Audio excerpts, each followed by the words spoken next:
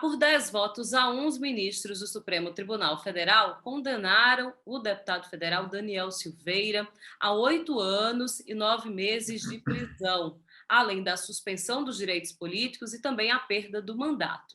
No entanto, no dia de ontem, 21 de abril, o presidente Jair Bolsonaro concedeu a graça, uma espécie de indulto, um perdão ao deputado federal, e é isso que a gente vai saber mais detalhes a partir de agora, numa conversa com o advogado André Carvalho. André, obrigada por aceitar nosso convite para essa conversa. E a nossa primeira pergunta é: o que é essa graça concedida pelo presidente Bolsonaro ao deputado federal Daniel Silveira? Primeiramente, queria agradecer o convite para esse bate-papo e respondendo a sua pergunta, como você já bem pontuou, a graça é um instrumento previsto na Constituição Federal, onde dá poderes ao presidente da República de anistiar, ou seja, dar perdão a um condenado ou alguma pessoa que já esteja cumprindo pena. Ela se diferencia do indulto em razão do indulto ser um instrumento utilizado para um grupo de pessoas, um coletivo de pessoas, obedecidas alguns requisitos previstos no decreto. Já a graça não, a graça que, inclusive, desde a Constituição Federal, nunca havia sido dada, nunca havia sido instituída através de nenhum presidente da República, até o presente momento, logicamente, mas ela se diferencia nisso. A graça ela é um indulto individual, enquanto o indulto é dado a um coletivo de pessoas que obedeçam determinados requisitos previstos em decreto. Agora, essa decisão, né, do presidente, como você colocou, traz aí várias interpretações e muitos juristas têm questionado essa decisão. Por que que há esse questionamento? A graça em si, esse instituto da graça, alguns juristas estão vendo essa concessão da graça pelo presidente Jair Bolsonaro a um aliado de primeira ordem dele como um tipo de benefício, o que fere o princípio da impessoalidade. Além disso, o fato dele ter sido condenado por um órgão colegiado como a Suprema Corte, num julgamento onde 10 ministros votaram a favor da condenação do deputado, isso, de certa forma, também pode ferir o princípio da separação de poderes. Então, dada a complexidade do tema, em virtude de, como já dito, o Instituto da Graça não ser algo tão rotineiro, provavelmente, o STF, provavelmente não, desculpe, o STF já foi, inclusive, provocado por alguns partidos de oposição para que se manifestasse sobre a constitucionalidade deste decreto. Daí o STF, provavelmente, o plenário vai se debruçar sobre o tema para tratar sobre a constitucionalidade ou não. E aí, a partir dessa análise do Supremo Tribunal Federal, vai se analisar também a questão dos princípios constitucionais, como esse da impessoalidade, da separação de poderes, para decretar a constitucionalidade ou a inconstitucionalidade do ato do presidente. Então, quer dizer que vai voltar para o Supremo? Vai. O Supremo já foi provocado, porque, veja só, apesar de ser um ato discricionário, o ato é legal. Ninguém está aqui falando que o ato é ilegal. Porém, o ato, ele precisa, dentro desse ato, precisam ser observados princípios que regem, que são caros à administração pública. Entre eles, o princípio da impessoalidade e o princípio da separação de poderes. Porque, se nós analisarmos friamente, nós temos uma decisão que está desautorizando uma condenação do Supremo Tribunal Federal e que pode dar poderes ilimitados a um presidente. Quer dizer, se qualquer pessoa que seja amiga ou afeita ao presidente pode cometer qualquer tipo de crime que, após a condenação, o presidente simplesmente vai lá e dá uma canetada e suspende a eficácia da pena. Então, é nesse sentido que o STF deve se debruçar sobre o tema, no sentido de verificar se o ato é constitucionalmente válido. Pois é, outros poderiam estar aí embaixo das asas do presidente, né, com toda a Exatamente. proteção. Agora, outros juristas também questionam o fato do processo não ter transitado em julgado, o que também poderia tornar essa decisão inválida. Quanto a essa questão, é um erro, até eu digo até crasso, do presidente da República, de lançar um decreto sobre um processo que sequer transitou em julgado. A decisão sequer foi publicada. Então, de certa forma, é um erro crasso, mas, apesar de ser um erro crasso, é um erro de fácil resolução. O decreto pode simplesmente ele pode tornar-se eficaz o decreto, e a partir do momento que a decisão transitar em julgado, ele pode republicá-lo.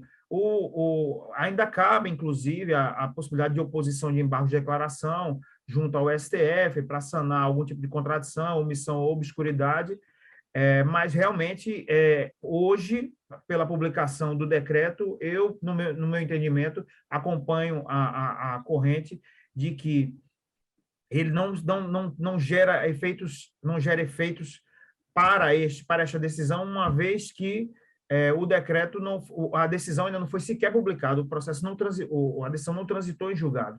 Mas, como eu disse, isso é de fácil resolução pelo presidente. O cerne central mesmo dessa questão é realmente o controle de constitucionalidade que vai ser feito através do Supremo Tribunal Federal. Mostra que o presidente sequer dormiu, mal deixou fazer 24 horas da decisão do Supremo para Exatamente. já tomar essa iniciativa. Então, demonstra uma preocupação grande do presidente para com o deputado federal Daniel Silveira. Agora, André, Bolsonaro, o presidente, ele poderia estar cometendo crime de responsabilidade ao tomar essa decisão? Poder pode. Aí seria realmente uma análise mais profunda. Poder pode, mas lembrando que, independentemente do cometimento de crime de responsabilidade pelo presidente, há que se observar que qualquer tipo de responsabilização do presidente terá que partir do legislativo, através do presidente da Câmara, que é um apoiador, um fiel, um leal escudeiro dele de primeira linha. Então, acredito que, independentemente do cometimento ou não de crime de responsabilidade, isso não vai ensejar nenhum tipo de reprimenda ao presidente.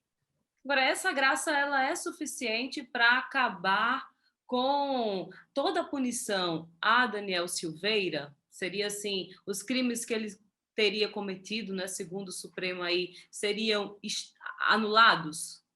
Não, veja bem, existem o Instituto da Graça, ele atinge os efeitos primários da pena, que seriam exatamente a restrição de liberdade do deputado, o pagamento de multa ou algo nesse sentido, que são os efeitos primários. Porém, os efeitos secundários, eles a graça, o Instituto da Graça não atinge os efeitos secundários, como, por exemplo, a inelegibilidade. Isso aí já é um tema discutido pelo STJ, na súmula 631 do Superior Tribunal de Justiça já foi debatida essa questão, e também já é entendimento firmado pelo TSE de que o indulto, ou, no caso, aplicando analogamente a graça, não reflete nos efeitos secundários no caso da inelegibilidade. Nesse caso do deputado Daniel Silveira, eu acredito que se aplique a lei da ficha limpa, e ele realmente, mesmo com a graça sendo reconhecida constitucional, ele fica inelegível. Então, não está elegível. A gente está próximo aí às eleições, né, de outubro. Tendo em vista aí que Daniel Silveira não é muito atento e não cumpre decisões, como não quis colocar a tornozeleira, não quis colocar a máscara, pode esse deputado, ainda assim, com todo esse peso dessas condenações, ele entrar em uma campanha? Ele poderia entrar em uma campanha, não sei se é sua área, mas a gente poderia tratar sobre isso. Ele poderia fazer campanha, já que ele tem aí o cercadinho dele, fala para um público que está com ele, e a gente vê essas manifestações nas redes sociais de muita gente comemorando essa decisão. Ele poderia ainda assim fazer campanha e tentar se tornar eleito? Eleito, provavelmente ele não seria. O que ele pode fazer é registrar a candidatura dele, o registro vai ser indeferido e ele pode recorrer. Durante esse período, ele pode fazer a campanha dele, se nominar como candidato. A partir do momento que o TSE julgue que ele é inelegível, dentro desse recurso, ele realmente não pode mais ser eleito. Então, é uma questão de tempo. Só o trâmite processual, durante o período do trâmite processual, que ele vai poder. Mas eu acredito que não, até porque tomei conhecimento de que ele, inclusive, já lançou a esposa para o cargo no qual ele almejava, que era o Senado no Rio de Janeiro. Tá aí. Tá, essa foi a nossa conversa com o advogado André Carvalho. André, muito obrigada por bater Eu esse que papo com a agradeço, gente. gente, um papo bastante esclarecedor, né? E que sobre um tema que está todo mundo realmente querendo saber até onde vai o poder do presidente, né? Se ele realmente, muitos políticos aqui na Paraíba se manifestaram, também em nível nacional, de que recentemente filhos do presidente disseram que precisavam de um policial para fechar o STF, e aí agora o presidente vem com essa decisão, esse decreto, e mostra o poder que tem e que muito pode fazer a partir daí. Muito obrigada mais uma vez pela sua entrevista, pela sua participação. Eu que agradeço você, agradeço o convite e sempre me coloco à disposição para estar conversando com vocês sobre esses temas. E você, obrigada pela sua companhia. Continue aí acessando todas as notícias a respeito do caso Daniel Silveira. Você encontra no Política por Elas, www.politicaporelas.tv.br. Aqui no nosso canal tem outras entrevistas também. E o nosso Instagram, @Política por Elas. Até mais.